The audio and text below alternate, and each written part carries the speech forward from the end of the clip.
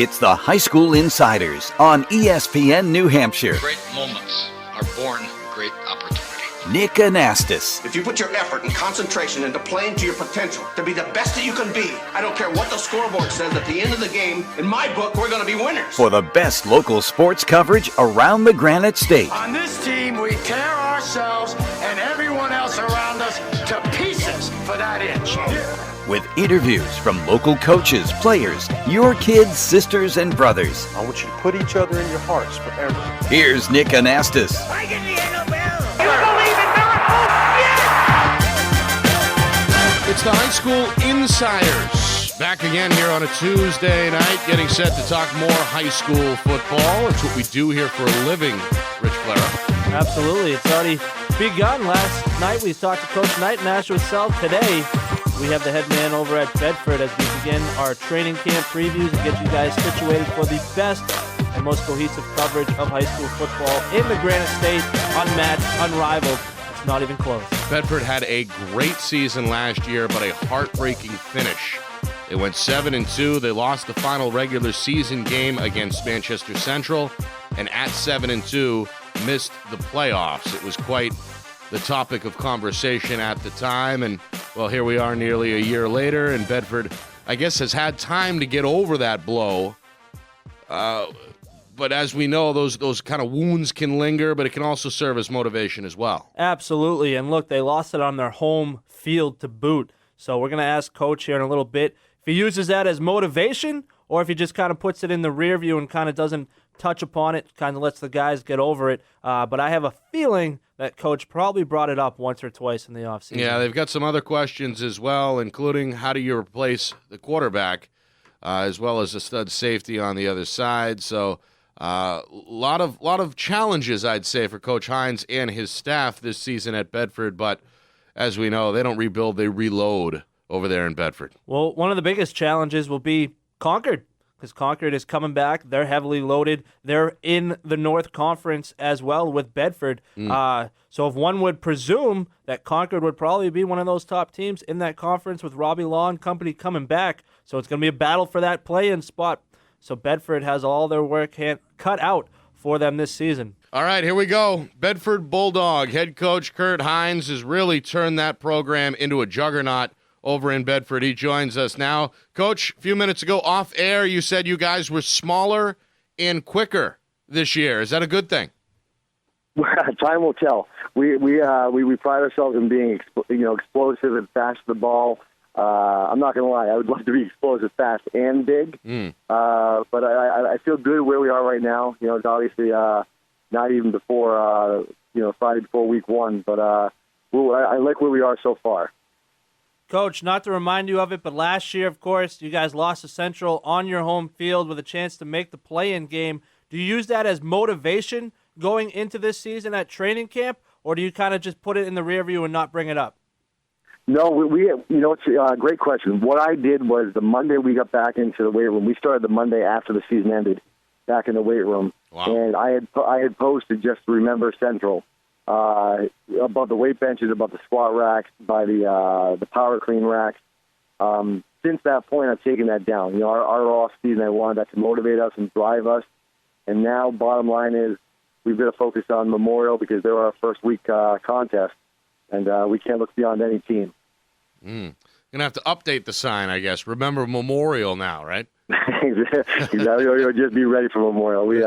We did okay against them last year, but we got to be ready for tougher competition this year. Kurt Hines, head coach of the Bedford Bulldogs football team, joining us.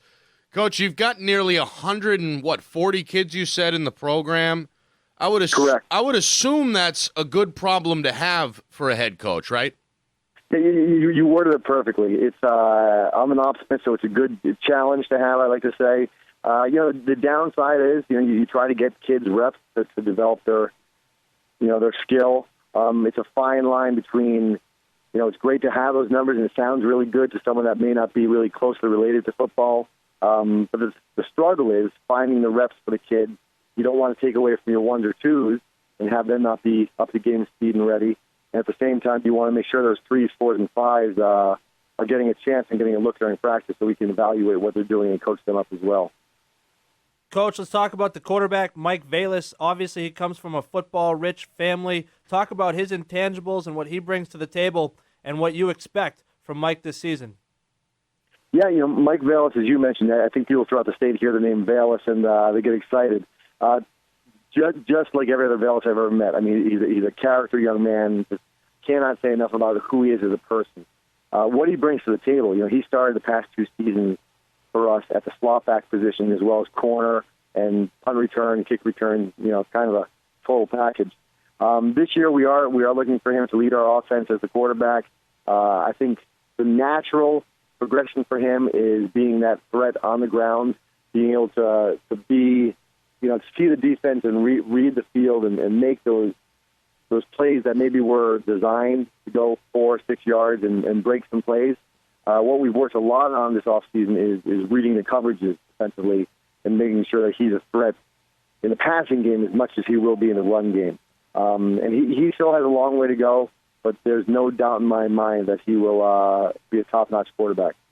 Now, Coach, you talk about reading the coverages. Do you think it's an advantage for Mike, having played the other side of it, having played receiver the last 2 years, knowing where they need to be, what position they need to be to succeed? Do you think that gives him a bit of an advantage making the transition to quarterback? I do. I do, and that's a great point. We try to bring that up all the time, to think of, as you're reading the safety, what are you doing as a safety when you see a quarterback? Because of that, he understands, he understands a lot more as far as what the depth may be for the backers or, it was cover 2 or cover 3 or man under, whatever it is. I think having played both sides of the ball, it really does give him a little bit of an advantage. Talking Bedford Bulldog football with the head man in charge, head coach Kurt Hines. Coach, really last year I'd say the identity of your football team was on the defensive side. Your team came up with, I think, 5 shutouts. What does it look like this year? I'd assume schematically it's the same type of formations, the same packages. You did lose a few seniors. What does it look like, or how is it shaping up so far on the defensive side of the ball? Big changes this offseason. We actually I had 2 coaches. One moved down south and get married. He was a freshman coach, great guy, and it's a loss, but doesn't affect our varsity. In the immediate future, we were able to replace him with another great coach. Defensively, our defensive coordinator, Sean St. Ange, took a administrative job at Merrimack Valley. So I had to find a new defensive coordinator. Wow. And it was a blessing. Still on staff, Sean Donahue, who was with us last year, worked with the defensive backs and wide receivers, is now our defensive coordinator. And as great as Sean was, Sean Donahue, the new Sean, if you will, is doing a fantastic job. We talk all the time in practice about having a heart and a voice to our program, just defining who we are. And we're still looking for quite a few kids to step up and take that leadership role. We're a young team this year. But as far as schematic, we're going to be doing a lot of the things the same, a few little, wrinkles here and there to have Sean put his own touch on it. But we're going to be the same defense we've been in the past, and that's just a relentless pursuit to the ball, trying to get 11 hats to the ball and to make sure that we don't take any plays off. Coach, one of the guys Coach Donahue has on that defensive line, he can move him around a little bit, is Eric Glassman. He was a force last year. Nick already mentioned the shutouts. He was an integral part of that. Talk about what Eric brings to the table and what you expect from him this year. Yeah, Eric's one of our captains, along with Mike Vallis, Colin Cashin, and Tommy Rourke. Eric he's not that big. He only weighs, I think about 200 pounds. I'd like another 20 on him. But what he does bring to the table is great knowledge of how to use his hands defensively. He's quick off the ball. He's got great change of direction. He's coming down the line and needs to change direction for, whether it's a counter or a cutback or an option play. He's explosive and he's fast off the ball. I think he brings more headaches to offensive coordinators that we play against than a lot of kids because of his speed and his athleticism. Again, our guest is Kurt Hines, head coach of the Bedford Bulldog football team. Coach, a few minutes left here. How you been enjoying the ride so far? Obviously, you've had a lot of success there at Bedford. Still looking for the big one, I suppose, but are you just as enthusiastic going to the practice field now as you were, let's say, year one? Yeah, it's funny. I mentioned to our captains, I meet with them often throughout the off-season and season. We actually vote for our captains at the end of previous season, so they can be captains and leaders throughout the entire full calendar year. I feel like each year I get more and more excited about the upcoming season. And it's a combination of what we're building at Bedford High School. We have tremendous community support. The kids have bought into everything we're selling, and I believe now more than ever that we have great coaches on our staff. Not the greatest, but great coaches that understand what it's all about. Not just the X's and the O's, but the why. Why we're doing this, what we're trying to instill in our young men. So without giving too lengthy of an answer, I'm more excited now than ever before. Coach, one of the best things for you as part of a coach going into training camp, you kind of know who's going to stand out, but there's always a couple of guys that kind of emerge out of the blue that you didn't expect to do that. Give us a couple guys that have really turned your head for the better so far in training camp this year.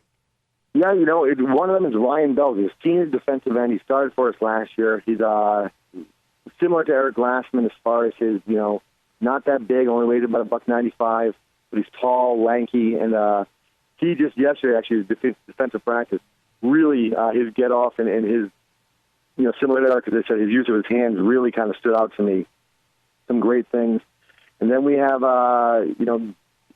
we have about 5 of this year's sophomores, so upcoming sophomores, freshmen of last year, who will be seeing a lot of time for us on either side of the ball. So a lot of young guys have stepped up. And one final one is Bobby Heald. He's center for our program. He was, backup center last year because we had Trent Fortune, who went to the Shrine in the East-West game. But Bobby wasted no time in the offseason. He's an all-state wrestler as well, and he's thick. He's under 6 feet tall, but he's about 240 and explosive because of wrestling. So he's really stepped up big as well.